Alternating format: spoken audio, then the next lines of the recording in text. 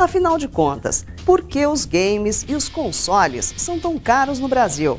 Os suspeitos de sempre, os impostos, serão mesmo os grandes responsáveis? Recentemente, o Olhar Digital teve acesso ao relatório anual do Instituto Brasileiro de Planejamento Tributário. O que descobrimos não é novidade, mas deixou muita gente de queixo caído. Os consoles de videogames e jogos eletrônicos têm mais impostos do que as armas de fogo no país. Parece absurdo, mas é verdade. Enquanto um revólver tem taxação de 71,6%, os games importados são taxados em mais de 72%. Você tem uma somatória de impostos e isso dá 72%. Então você tem o imposto de importação, o imposto de produto industrializado, o ICMS, que é do Estado, e o PIS/COFINS. O interessante é que, mesmo assim, o Brasil ainda é o quarto mercado mundial de games, ou seja, apesar da alta carga tributária, o brasileiro compra muito videogame. Por outro lado, especialistas acreditam que o mercado interno não tem o aquecimento que deveria ter. Isso porque a maioria dos brasileiros ainda compra seus consoles e jogos eletrônicos no mercado paralelo ou em viagens ao exterior. Lucas comemora as férias escolares assim, jogando videogame. Aos 16 anos, ele até já decidiu o que vai estudar na faculdade. Adivinha? Lógico, design de games. Mas para comprar tudo o que ele queria e não quebrar o orçamento, a Simone, mãe do Lucas, resolveu esperar para comprar tudo em sua viagem de férias para os Estados Unidos, que aconteceu no final do ano passado.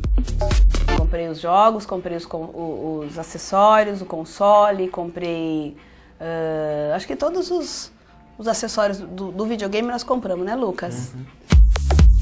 Antes de viajar, ela comparou os preços e não teve dúvida, trouxe tudo do exterior. Segundo ela, o preço é até 3 vezes mais barato do que aqui no Brasil.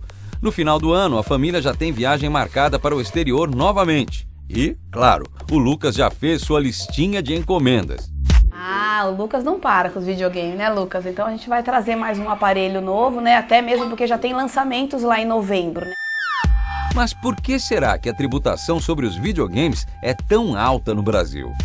Nossa reportagem tentou conversar com a Receita Federal, que infelizmente não pôde nos atender para explicar. Se o governo em si ele não entende o que é o game, ele não sabe se game é um brinquedo ou se o game é um software. Na verdade, o game é um software e ele tem que ser tratado com os mesmos incentivos do software. Com esses mesmos incentivos, aí sim o mercado de games deslancha. Se realmente a questão do imposto reduzir, eu não dou um ano para nós sermos pelo menos o segundo lugar. À frente da ACI Games, a Associação Comercial, Industrial e Cultural de Games, Moacir luta há mais de 3 anos pela reeducação dos impostos sobre os videogames. O especialista, que chegou a ser titular do Conselho para Jogos Eletrônicos do Ministério da Cultura, afirma que enquanto o Brasil está muito atrasado e desperdiça o potencial dessa economia criativa que representam os games, outros países estão ligados e anos-luz à nossa frente. Você está trabalhando com games na Romênia, que é onde tem o Drácula e até a brincadeira que a gente sempre faz, a Transilvânia, né? Você não paga imposto sobre game. Na Coreia existe um ministério de games. Se você provar que você trabalha com games na Coreia, você é dispensado do serviço militar. No Canadá e na França, se você mostrar um projeto envolvendo games, eles te pagam 70% do projeto em dinheiro. Como dissemos no começo, apesar dos pesares, a previsão é de que o setor de games cresça 20% ao ano pelos próximos 5 anos, o que levaria o país ao patamar de 3º maior mercado de games do mundo, ficando atrás apenas de Estados Unidos e Japão. O game não pode ser ignorado.